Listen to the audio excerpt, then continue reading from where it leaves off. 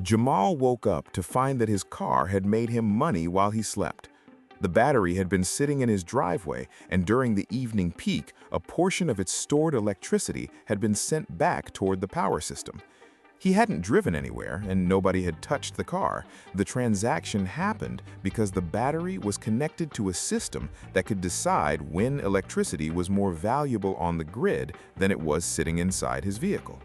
It sounds useful, right up until you remember whose battery it is. Jamal bought the car to drive to work, not to become a miniature power station. If the grid takes 10% of the battery overnight and gives him $5, that might sound like easy money. But if repeatedly doing it contributes to battery degradation that eventually costs him more than he earned, the arrangement looks very different. Engineers working on vehicle-to-grid systems have to solve both sides of that equation because the battery owner and the electricity system don't always want the same thing at the same moment.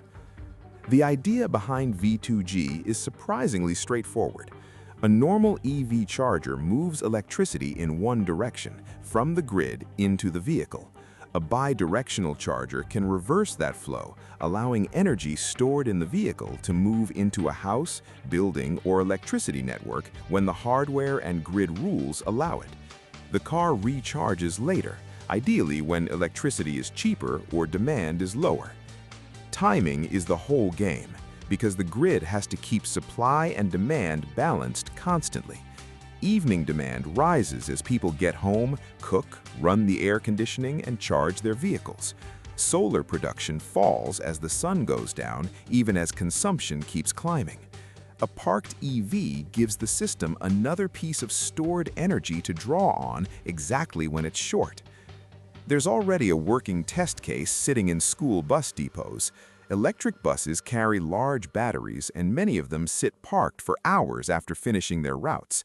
In July 2026, Reuters reported that projects involving roughly 230 electric school buses had demonstrated the ability to supply about 8 megawatt-hours back to power systems.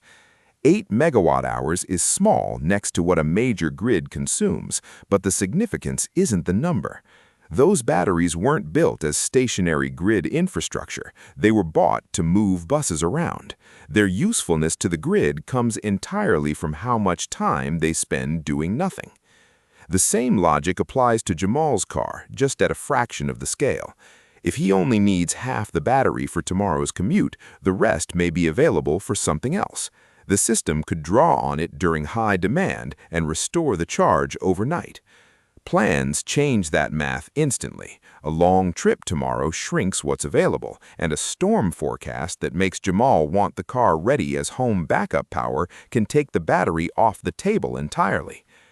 The software therefore needs information a normal charger never had to think about: when the car will likely be used, how much charge the owner wants held in reserve, what the grid needs, and what the battery can safely give up.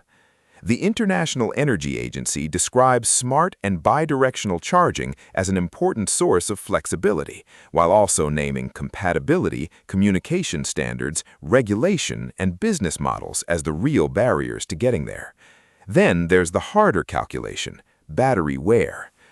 Every battery has a finite life, and charging behavior affects how fast it degrades, though not in a simple one discharge equals 1 unit of damage way.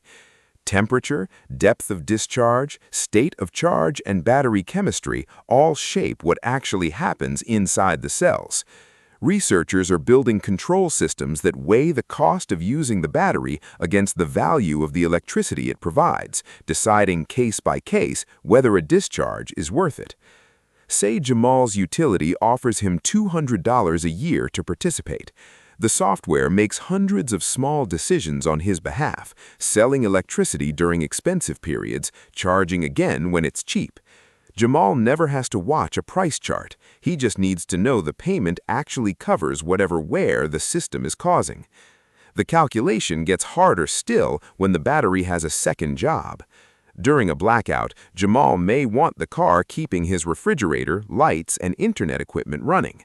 A compatible vehicle and bidirectional charger can turn the EV into backup storage for the house, and the charge that would normally just be tomorrow's commute suddenly becomes an emergency reserve Jamal may value far more than whatever the grid was offering to pay for it. This is where the technology stops being a clever charging feature and starts being a control problem.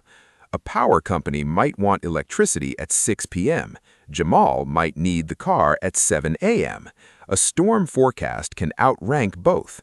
The battery is valuable precisely because it can serve different needs at different times, which means those needs have to be ranked constantly by something other than the owner standing there deciding.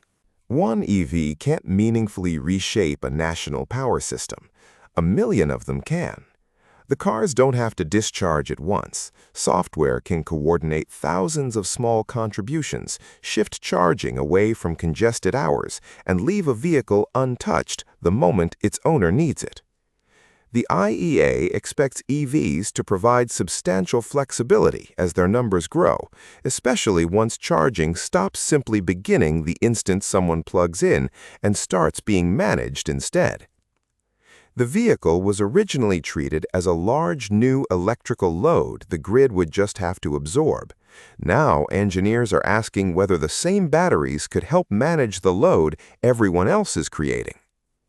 None of this is close to universal yet. Most EVs can't be plugged into an ordinary wall socket tonight and start selling electricity back tomorrow.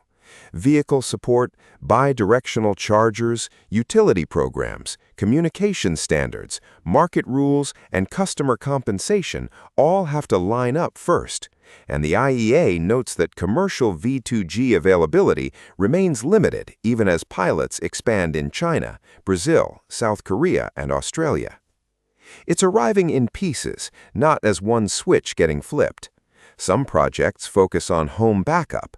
Others lean on bus or commercial vehicle fleets because their schedules are easier to predict than a commuter's.